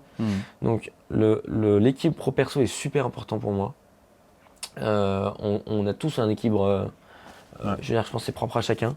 Mais voilà, moi j'essaie de faire vachement attention à ça. J'ai envie de dire que je suis pas non plus un bosseur fou. Et je pense qu'on peut très bien réussir à se payer et à avoir un truc relativement pérenne dans le temps et tout, sans être un travailleur fou. En moyenne, je dois bosser 40 heures par semaine, tu vois. Okay. Ce qui est pas... Voilà. Moi, c'est une norme supérieure, mais norme, quoi. Et je suis très bien comme ça, tu vois. Ok. Et justement, là-dessus, tu culpabilises pas d'entendre des bougs qui travaillent 70 heures par semaine et genre tu te dis, je pourrais travailler 70 heures par semaine parce que... vas-y, je te laisse développer, je vais te dire après. Alors, je culpabilisais, mais j'ai appris 2 choses. Premièrement, c'est pas parce que tu travailles beaucoup que tu travailles bien. Ouais, c'est vrai. Il y a des bougs, ils travaillent de fou, mais en fait, ils sont pas du tout productifs. Et je sais que moi, en 7 heures ici dans la journée, je suis productif 6h30, quoi. Parce qu'éventuellement, c'est à 30 minutes où je vais checker une notif, ou voilà. Mais il y en a, ils sont complètement morts et tout, ils foutent rien et tout. Donc, travailler longtemps, je pensais pas non plus... faut pas idolâtrer le truc, tu vois. Et deuxième chose que j'ai appris, c'est que le nombre de gens qui disent de la merde sur les réseaux et tout. Ouais. Et je l'ai appris trop tard, tu vois. J'ai appris il y a genre peut-être 1 an. Mais le nombre de gens, n'importe qui, on pourrait s'inventer la vie qu'on veut. Mais vraiment. Et personne nous dirait rien. Mais vraiment, là, on pourrait en train de... De toute façon, on ment depuis le début. Ouais. D'ailleurs, on ment depuis le début. Une grosse arnaque. Non, mais en fait, le nombre de mecs qui s'inventent des vies, mais parce qu'il y en a qui en ont fait leur modèle économique. Quand tu vois sur LinkedIn, moi, c'est une plateforme que j'utilise beaucoup parce qu'elle m'est vraiment utile, mais par contre, c'est un ramassis de merde aussi, LinkedIn.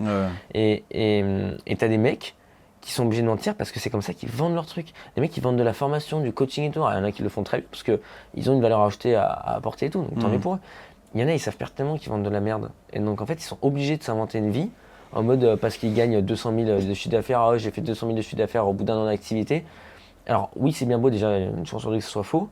Et surtout, ce que ces gens-là n'imaginent pas, c'est que derrière l'écran, tu as plein de gars comme nous, indépendants ou non, mais en général des indépendants, qui sont là et qui se disent putain, moi ça fait 4 ans que je bosse, les 200 000 j'en suis loin, quoi. Et tu vois, t'es là, mais putain, fais chier, quoi. Et le truc c'est que une fois sur deux c'est faux. Les chiffres, on en fait ce qu'on veut, parce que moi je peux très bien dire, moi j'ai fait 15 000 de chiffre d'affaires, ok, sauf que ça fait 3 mois que j'ai fait 0. Ouais, faut le dire ça aussi, tu vois. Et tu dis ce que tu veux sur les réseaux. Et même pas, enfin même en vrai, hein, il y a des gros mythos, mais sur les oui. réseaux, ça a débloqué un autre niveau de mythomanie, tu vois. Et donc, moi, je fais super attention à ça. Et je sais que j'ai une politique de plus en plus, un mindset de plus en plus que j'essaie de m'inculquer, mais qui est difficile, c'est de moins regarder les autres et de me concentrer sur moi. Et ça, c'est un vrai truc où je pars de très très loin, parce que je suis quelqu'un qui me compare énormément.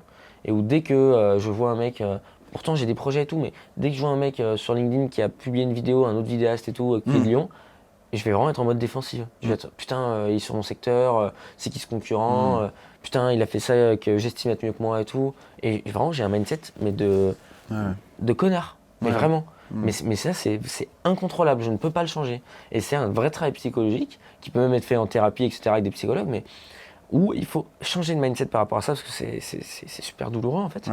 Mais d'arrêter de se comparer, de faire son bout de chemin. Il faut se comparer dans le sens où il faut quand même s'inspirer des gens et tout. Mais il ne faut pas se dire, lui, il a fait mieux, nanana. Parce que moi, si tu me vois moi sur les réseaux, de ce que je communique, je veux dire, les gens, ils doivent penser que que j'ai des projets tout le temps, que c'est incroyable et tout. C'est pas la vérité, tu vois. Et c'est pas que je veux mentir, c'est juste que je vais pas faire une story en disant dans ma story en légende de ah, pas de taf aujourd'hui, trop drôle. Tu communiques pas ça. Tu communiques que sur les trucs qui sont cool parce que c'est le but de la com, tu vois. Donc, et encore qu'il y en a qui prennent le revers de ça, mais moi je suis pas prêt à faire ça encore.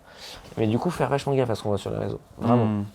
Il y a aucune boîte qui est parfaite. Et moi, je suis surpris, tu vois, d'avoir bossé avec des boîtes que je citerai encore moins du coup. Mais j'ai bossé avec des boîtes qui, quand je suis arrivé, je me disais putain, le truc c'est un navire quoi, c'est immense, et ça fonctionne, ça fait des années qu'ils sont là. Et en fait, quand t'es vidéaste, t'es vachement quand même en interne dans la boîte et tout, tu te rends compte des choses. Et en fait, c'était un carnage quoi, il n'y a rien qui va. Il y a beaucoup de boîtes où il n'y a rien qui va alors qu'il y a 80 personnes. Et en fait, moi, ça m'a fait me remettre en question sur moi en me disant, mais je suis tout seul, je peux pas être parfait, quoi. Tu vois, si ma compta n'est pas parfaite, si ma prospection, des fois, je culpabilise de pas avoir une pipeline de vente trop bien et tout, mais je suis là, mais mec, arrête, c'est le bout d'un commercial, quoi. Donc, il y a vraiment, faut garder un peu les pieds sur terre et se dire que même des grosses boîtes, elles font de la merde parfois. Ouais, et puis qu'il faut rester dans sa zone de génie, parce que ça aussi, ça a été une remise en question pour moi. Faut rester se dire, on est des vidéastes, on n'est pas commerciaux, on n'est pas des marketeurs. On se doit de l'être forcément, parce que sinon on vit pas. Mais du coup, on est obligé. Donc ça, c'est compliqué, parce que tu t'attends à avoir le même niveau que tu as en vidéo dans le commerce et dans tout. Et... Bon, je te disais ça parce que moi, en fait, j'ai un problème avec ça réellement, tu vois, c'est que j'ai un mindset en mode, en fait, comme je te disais, dès que j'ai du temps, je dois bosser, tu vois. Que j'ai envie ou pas, que j'ai des projets ou pas, il faut que je bosse. Alors, du coup, c'est très compliqué et ça m'a vraiment... ça m'a fait mal cet hiver, mais après, ça m'a aussi permis de communiquer tout ça. Mais vu que j'avais rien à faire cet hiver, parce qu'il n'y avait pas de projet, j'ai commencé à développer ma com. J'ai fait des mails, j'ai fait des posts et tout ça.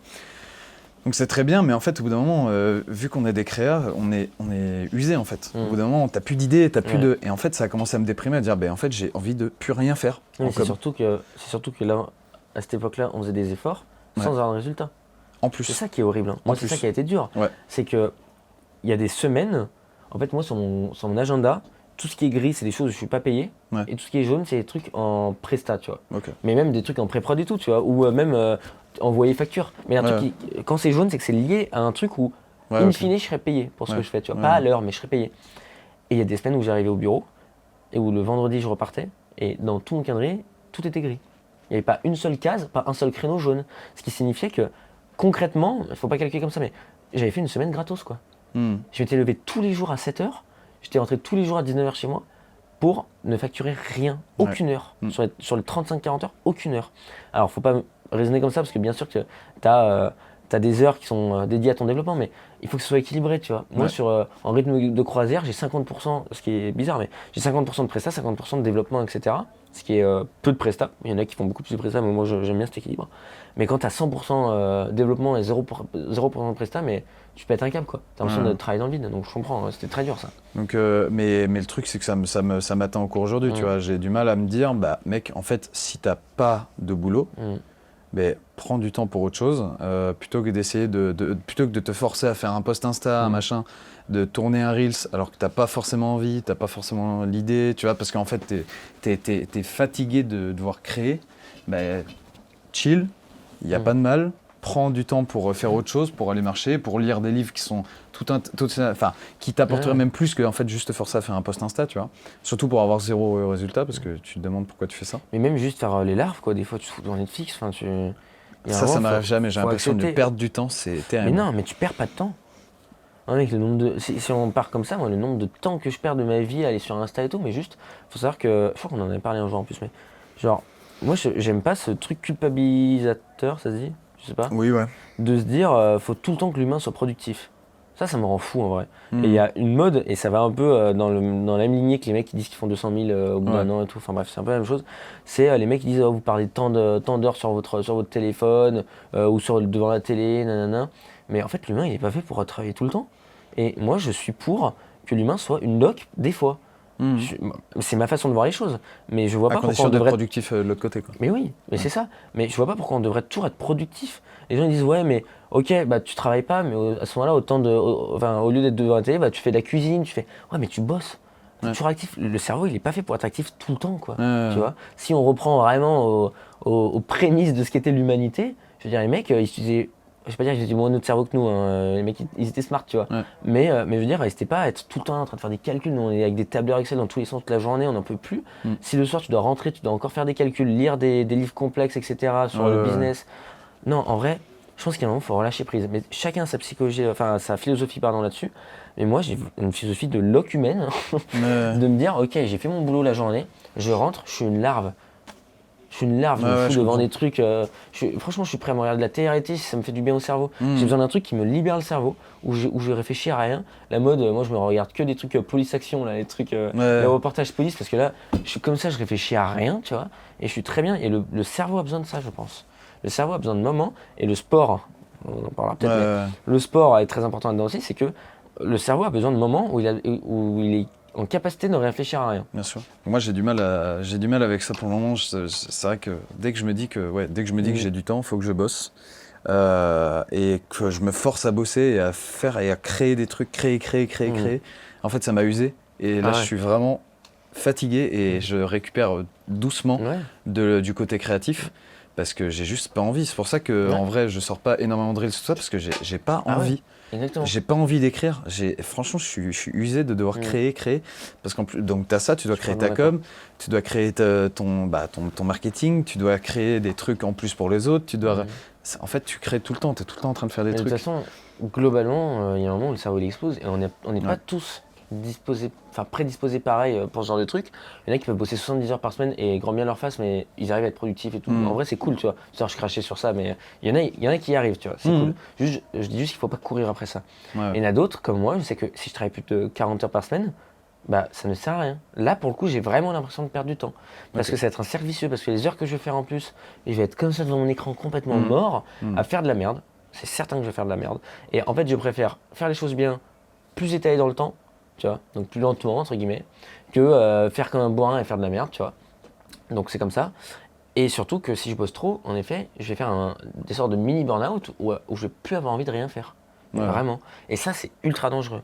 Et je sais que moi, je fais attention parce que je préfère, mais j'étais comme ça aussi au début, hein, je t'avoue, mais je préfère y aller plus doucement maintenant. Et je me dis, mec, on a notre vie devant nous. Et on n'a aucune idée de ce que notre vie sera fait. De toute façon, moi je vais finir boulanger, tu vas finir coach sportif, on ne sait rien de comment on va finir notre vie. Mais tout ce que je sais, c'est qu'on a largement le temps de faire ce qu'on veut et il faut profiter des choses qu'on a déjà aujourd'hui. Il ne faut pas être dans le surdéveloppement. Moi, c'est un truc que j'ai été, dans lequel je suis encore un peu aujourd'hui, mais de vouloir toujours trop surdévelopper les choses, de culpabiliser qu'on n'a pas encore ça, qu'on n'a pas encore ça. De vouloir accélérer les choses. Et en fait, non, il faut y aller. Moi, maintenant, j'essaye de me dire, je préfère que ça évolue, je ne veux surtout pas stagner, ça me ferait chier, mais les choses évoluent, mais doucement. Elles évoluent. Il faut être patient.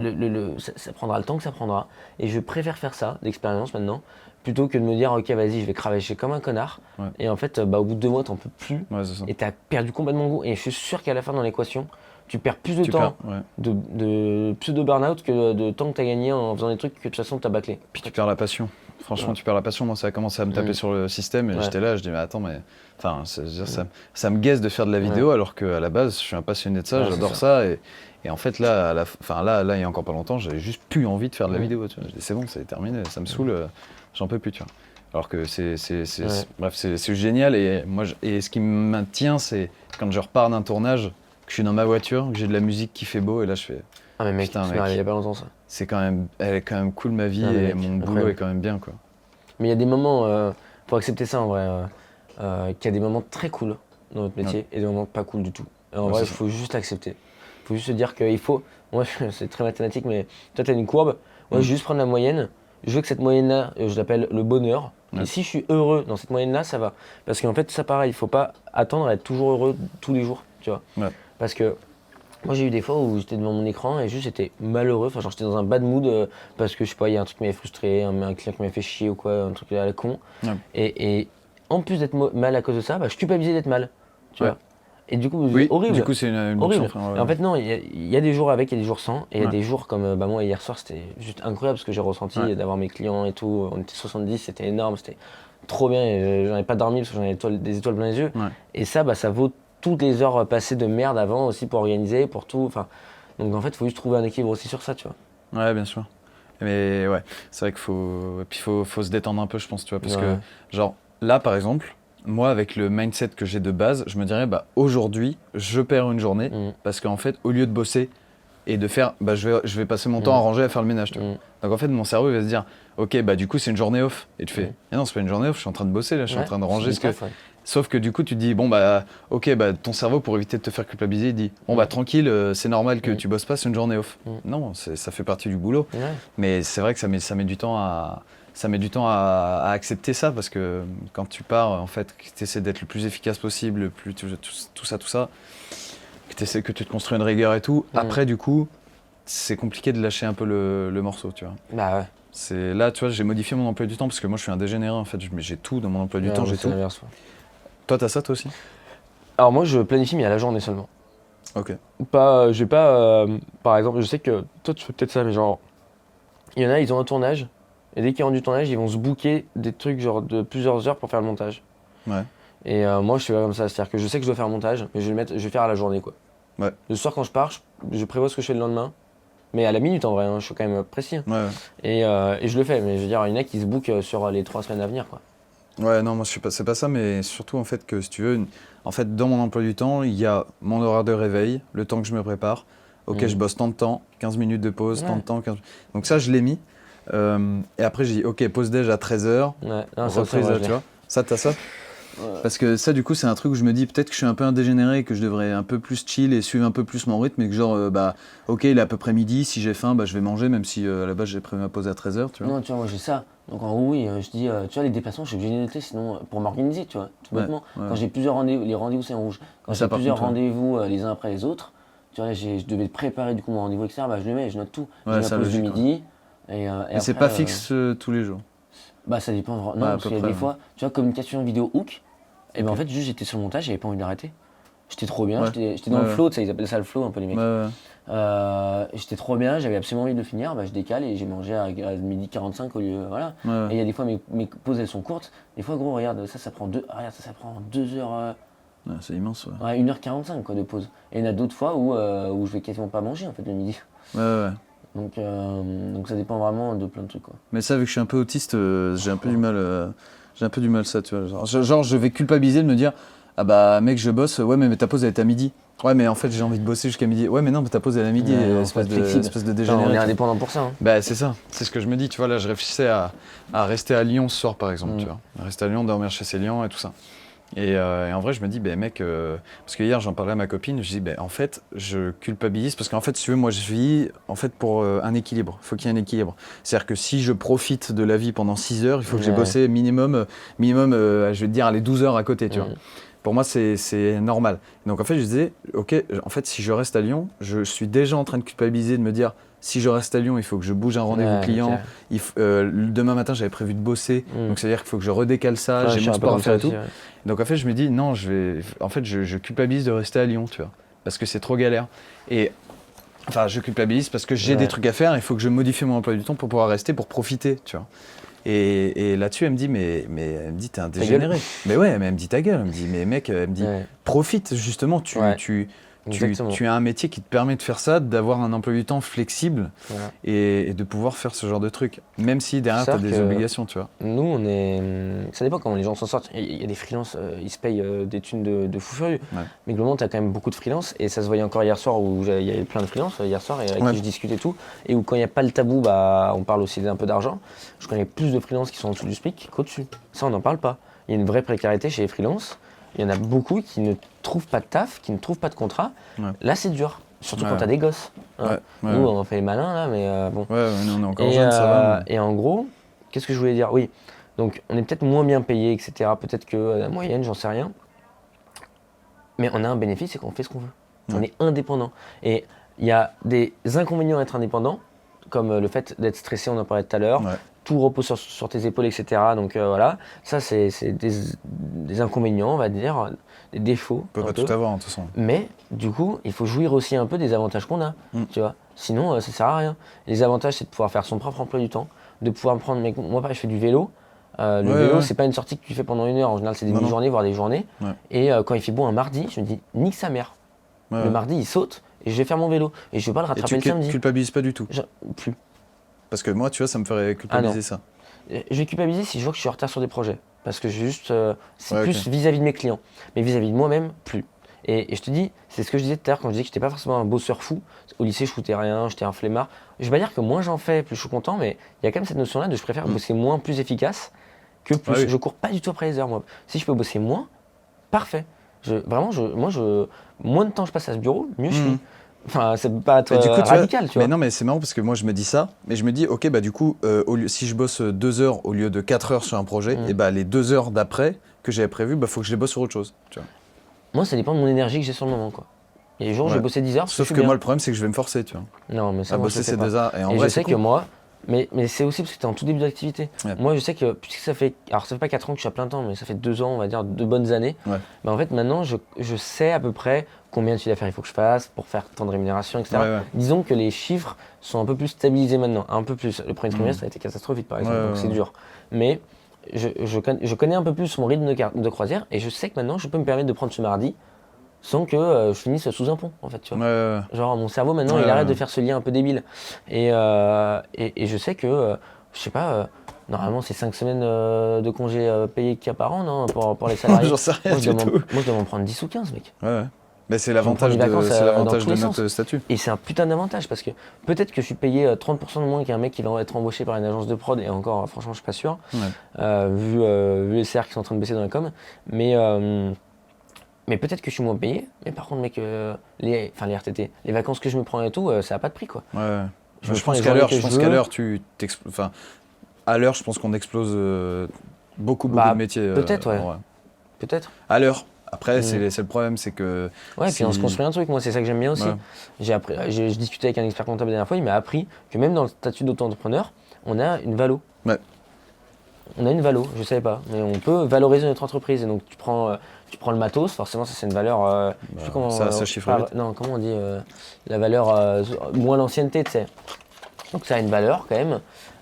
Ta base client, ça a une valeur. Ton chiffre d'affaires et ton bénéfice, ça a une valeur. Ah oui, même la base client. Tout, apparemment c'est ce qu'il m'a dit, mais c'est des calculs. Mais en gros tu peux. Et en fait tout ça tu le construis. Mais ça va pas dans ton salaire, mais ça va dans une sorte de capital ou de patrimoine que tu te crées et que soit tu vas garder et que tu vas faire grossir, etc. Soit que tu vas céder, vendre un jour, tu fais ce que tu veux. Mais c'est pas dans la rémunération, mais ça l'est un peu indirectement parce que ça t'appartient. Demain j'ai un gros coup dur, je sais que c'est le chiffre qui m'a sorti de son chapeau, mais globalement le fonds de commerce avec le matos c'est 30 000 balles, quoi. Et ça, moi, jamais je m'étais mis dans. Et ça, tu peux leur vendre à une autre boîte? Jamais j'y arriverai. Non, mais je veux dire, en théorie. Non, ce que je peux vendre, c'est éventuellement mon matos. Non, quand tu es indépendant, tu peux pas vendre ton fonds de commerce parce que les gens ils font confiance à toi. C'est juste sur le principe de dire que ça a une valeur, tout ce que tu crées. Parce que demain, je vends le matos que j'ai. Si je veux arrêter d'être vidéaste, parce que ça me pète les couilles, je vends mon matos, je me fais, je sais pas, 15 000. Mais c'est surtout, mec, je me suis fait un réseau de fous. Tous les clients que j'ai, si je fais un autre métier, je les garde en réseau, puis en amis. Et puis je vais pas forcément travailler avec eux, mais si j'ai une merde un jour, je serais content d'avoir un pote avocat, je serais content. Tout ça, tu crées en fait, tu capitalises. Tu vois. C'est là-dessus. Et ça, faut pas l'oublier, il n'y a pas que le salaire, quoi. Donc complètement. Bah écoute, je te remercie parce que je comptais discuter de tout ça avec. Enfin, en fait, le fait d'être à Sens aussi, si tu veux, il y a personne, tu vois. Moi, alors ça, c'est un truc aussi. Bon, on va pas repartir là-dessus parce que après, on va encore en reparler pendant une heure. On va bouffer, quoi. Bah, ça creuse, quoi. C'est la dalle. Non, mais même pas en vrai. Mais c'est le fait d'être à Sens. Tous mes potes, vous êtes là, quoi. Ouais. Et ça, c'est très compliqué aussi parce que je l'ai dit dans le premier podcast, on s'entoure les 5 personnes les plus proches de nous, on est la moyenne des 5 personnes les plus proches de nous. Et en fait, à Sens, je suis solo. Bah ouais. Solo devant mon ordi tout le temps. Donc ça pèse beaucoup. Donc c'est pour ça que j'essaie de nouer des liens d'amitié avec, d'aller sortir un peu plus, en fait, juste de rencontrer des gens. Et voilà, c'est pour ça que j'aime beaucoup aller au sport, parce que pour le coup, il y a des copains de sport là-bas. Et c'est vrai que ça pèse beaucoup. Enfin bref, du coup, toi, je vois que tu sors beaucoup aussi, enfin genre pas beaucoup en boîte, c'est pas ça à sortir, mais je veux dire, tu vas à la montagne, tu vois, ce genre de trucs. Et ça c'est bien, et ça m'a fait réfléchir aussi de voir toutes tes stories et ce genre de trucs, et de me dire, ok gros, en fait, chill. Genre faut s'enlever de la pression, faut s'enlever des blocages que tu t'es mis par rigueur, mais en fait, comme un peu tout, je pense que tu fais comme ça, tu exploses, et en fait, tu pètes un câble. Faut pas culpabiliser. En fait, tu pètes un câble, et du coup, après, tu enlèves tous les trucs qui servent à rien, et là, t'as ta moyenne, et t'as exactement ce qu'il faut. Et après, tu trouves ton rythme de croisière. Ouais, c'est ça. Il faut savoir que même à 60 piges, juste avant la retraite, si Inch'Allah un jour on en a une, mais je veux dire, même des mecs giga expérimentés peuvent faire des erreurs. Moi, je connais des personnes qui ont 50-55 piges, où d'un point de vue extérieur, tu te dis elles bossent bien et tout, mais en fait, quand tu creuses, elles sont complètement perdues, ces personnes-là. Mais ça fonctionne. Et en fait, c'est vraiment drôle. Ça, c'est un autre truc aussi que je me suis dit. Moi, j'aime bien prendre des extrêmes pour comprendre les choses, tu vois. En fait, quand tu prends Apple, Microsoft, Google, tout ce que tu veux, les plus grosses boîtes du monde, c'est des navires, les trucs. Tu les arrêteras jamais, je pense. Mais en fait, elles sont pas parfaites. Apple, ils ont fait des erreurs. Apple, c'est la marque que j'idolâtre le plus, parce que pour moi, ils ne font jamais d'erreurs. Ils sont nickel et tout. Et en tant que consommateur, tu payes pour que ça soit nickel, justement. Mais ils ont fait des erreurs. Ils ont fait des Macs comme le tien, là, qui tient pas à la charge, qui tient rien, parce qu'ils ont voulu faire des trucs trop fins, et du coup, ça ventile pas, et du coup, le truc, il explose au bout de 2 ans. Ils ont fait des erreurs, tu vois. Bien sûr. Et même la plus grosse boîte du monde. Et nous, en tant qu'indépendants, on voudrait ne pas vouloir faire d'erreurs. Il y a un vrai mindset à changer sur ça, mais vraiment. Et je sais que moi, j'essaie d'être moins exigeant avec moi-même, mais tu me connais, je suis quelqu'un de quand même très sensible, on va dire, et très anxieux de base, anxieux de tout, que un jour tout s'arrête, parce que comme par hasard, tous mes clients viendraient à disparaître et à ne plus vouloir travailler avec moi. Bon, je me le souhaite pas, mais des fois, j'essaie quand même de relâcher la pression et de vivre l'instant présent et de me dire, aujourd'hui ça va, y a pas de bois, un peu, mais je touche du bois. Aujourd'hui ça va, je peux partir à la montagne des week-ends avec ma copine, des trucs chill. Je sais pas dans 2 mois ce que je ferai, mais je sais qu'en gros en termes de trésor, j'ai 1 an devant moi avant d'être à la rue, on va dire. Et écoute, je verrai. Et franchement, moi j'ai un mindset de base où je vais chercher super loin. Tu vois, hier je rangeais l'événement, je me disais ok, le prochain qu'est-ce que je fais de différent? Arrête, c'est débile quoi. Profite de ce que tu viens de faire. T'es trop bien là, tu verras au moment venu quoi. Tu vois. C'est que je me faisais la réflexion tout à l'heure chez toi, je me faisais la réflexion sur Mugello et Imola. Quand on était à Imola, et à Mugello, même si on savait qu'on repartait à Imola derrière, on se demandait quand est-ce qu'on allait repartir, tu vois. Mais non. Et dans ma tête, je fais, mais espèce de merde. En fait, profite c'est là. Incroyable. Profite du moment là. Mais ça, ça vient avec aussi, c'est le mood ambiance. C'est genre, en fait, on en veut toujours plus, on profite pas vraiment de ce qu'on a, tu vois. Et bon, ça, c'est encore autre chose, mais que je suis en train de travailler aussi là-dessus, tu vois, de voir ce qu'on a. Et c'est vrai que je me faisais la réflexion tout à l'heure, je dis, mec, attends, on était à Imola, avec toutes les Formule 1, les machins et tout, on réfléchissait quand est-ce qu'on repartait. Mais connard, tu te rends compte d'où on est J'ai encore regardé le Grand Prix d'Imola la semaine dernière, gros. J'étais là, mon frère me dit putain tu vas nous péter les couilles tout le week-end. Je dis ouais parce que j'étais là, je dis regarde la vidéo, tiens on voit la Formule 1 qui passe là et tout, j'étais là. Et puis là c'est la salle presse. C'est moi qui faisais le temps mais... avec Claudio. Je dis non mais gros, là il y a la salle presse, là c'est là où il y avait les Formule 1 de tel, ah bah tiens j'étais là, regarde j'étais sous la bannière et tout comme ça. Mais incroyable. Mais pour revenir à ce que tu disais, moi je sais que personne n'a de leçons de vie à donner à personne. Genre vraiment, parce que là on fait des podcasts, on peut vraiment passer pour des connards. Ouais. Parce qu'il y en a qui pensent que. Il y a un peu un truc de. Il y a des gens qui pensent qu'il faut être forcément expert et avoir la science infuse pour donner son avis. Et moi je suis contre ça. Ouais, Je pense qu'on peut donner son avis en ayant tort. Voilà. Moi je Ouais, peux donner mon avis et que 90% de la population soit en désaccord avec moi, c'est pas grave, ça reste mon avis. Ouais. Donc je fais juste un disclaimer par rapport à ça, qu'on Ouais, bien sûr. ne se pense pas au-dessus de. Ah bah non, du au-dessus de tout. Ah non, non. On a notre Non. toute petite expérience à l'échelle d'une vie Ouais. et Faut rester elle a humble, déjà hein. le mérite d'être partagée. Et donc je fais juste un truc sur ça, j'aurais dû le dire au début. Non, C'est grave. mais c'est vrai. Et qu'est-ce que je disais? Oui, moi, ma façon de voir les choses, c'est que je veux faire passer ma vie perso avant ma vie pro. Ok. Ça, c'est ma règle ultime, mais vraiment. Et je te disais tout à l'heure de ne pas être esclave de mon boulot, c'est la même chose, c'est la même règle. C'est juste formulé différemment. C'est vie perso avant vie pro. Et c'est pour ça que je veux continuer à faire des week-ends à la montagne, que je veux continuer à faire des soirées, à sortir en boîte. C'est pas grave si le lendemain je suis mort. Et j'aime pas ce mindset de se dire qu'on est des robots et qu'on doit absolument être réglés comme des machines. Je déteste ça. Et je dis pas que c'est ça qu'il faut faire, je dis juste que c'est comme ça que moi je fonctionne. Il y en a qui ont besoin d'avoir une rigueur. Moi je sais que la rigueur militaire, c'est pas un truc qui me chauffe. Et je pense que dans des métiers créatifs, c'est encore moins applicable. Ouais. Et donc, moi, je veux continuer à vivre, à faire des expériences de fou. Parfois, quand j'en ai ras le cul, écoute, je rentre chez moi et je fais la larve et vivre. Je pense qu'en fait, c'est ça pour moi. Mais pas perdre l'envie de faire les choses. Ouais, et puis, encore une fois, vie perso avant vie pro. J'ai pas d'exemple pour l'illustrer, mais c'est vie perso avant vie pro. Si je vois qu'il y a un truc dans ma vie pro que je veux faire et qui va trop affecter ma vie perso, je le ferai pas, tu vois.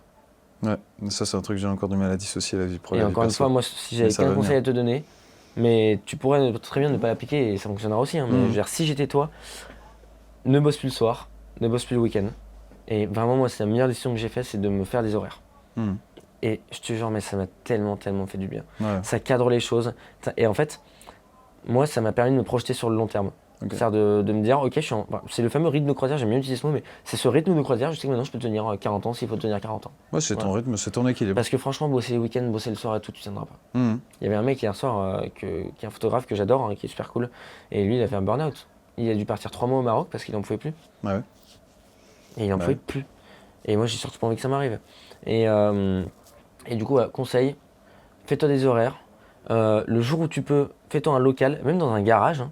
En vrai, fais-toi un local, fais-toi un truc clean en dehors de ta chambre, fais-toi des horaires clean, tu réponds pas à tes clients après à 19h, tu réponds pas le week-end, sauf si c'est vraiment urgent, mais a priori tu le fais pas.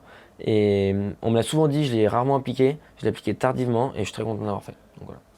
Ok, très bien, ça sera le mot de la fin. Je te remercie Clément. Avec grand plaisir. On va aller défoncer les virines. On va aller défoncer les virines. Donc voilà, je le répète, n'hésitez pas si vous êtes de Lyon, Studio Cassette, vous pouvez y aller les yeux fermés. C'est un très bon gars qui bosse très bien. Et je pense que vous l'avez vu, qui a la tête sur les épaules. Et qui... Enfin voilà, bref, c'est carré, allez sur studiocassette.fr. Et puis, si vous êtes sur Paris Sens, zoeproduction.com. C'est ça. Et si vous êtes entre les deux, on se battra. Voilà, on se battra et on se fera un plaisir de bosser tous les deux. C'est ça. C'est quelque chose qu'on a fait. Faut proratiser en fait. Voilà. S'ils sont 20% plus proches de toi, bon vas-y, on répartira. Les fous furieux. Les gros malades, tu sais. Il y a un moyen d'économiser. Moi, je le payerai pas. Puis c'est tout. Bon, enfin voilà. Merci en tout cas de nous avoir écoutés. On a parlé pendant 1h30, hein, pratiquement. Quasi, je pense. Quasi 1h30. J'espère que ça a été intéressant. N'hésitez pas évidemment à partager, à vous abonner au compte de Enzo, de Zoe Production, de Clément. 1000 abonnés sur Insta, Studio Cassette. Ah ouais, ça y est? Le mec, oui. Trop bien. 2 vidéos. J'avais 500 abonnés. J'ai fait mes 2 vidéos de moi en vertical. Ouais. Et il y en a une qui a vraiment marché à 15 000 vues et tout. Et je passais à 1000, tu les as boostés ou pas? Putain, c'est bien. Juste, tout le monde a riposté, donc je pense que ça a aidé l'algorithme. Ouais. Et mec, je suis passé à 1000 et là, j'ai un nouvel abonné par heure. Trop bien. Moi, là, je vais passer les 1000 aussi sur mon compte perso. Enfin, c'est vraiment du hasard, quoi. C'est bien. Pas de hasard, mais je veux dire, c'est du nulle part, quoi. Déjà, j'avais hésité à mettre sur Insta, je vais mettre que sur LinkedIn de passe. Ouais, non, faut sur Insta. Ouais. Enfin voilà, abonnez-vous à tous ces comptes-là, Studio Cassette, Clément Mandrillon, Enzo, Zoe Production. Et puis repartagez ce podcast, repartagez les extraits qui vous ont plu. N'hésitez pas à commenter, à poser vos questions, à faire des remarques, on se fera un plaisir de répondre. Et voilà, je vous remercie. Monsieur Clément Mandrillon. Tu rentres à Sens. Alors on va bouffer. On n'est pas potes du tout en fait de base. Non, en fait on se déteste. En fait tout ce qu'on a raconté c'est faux. On va couper les câbles. En fait on est des Illuminati en fait.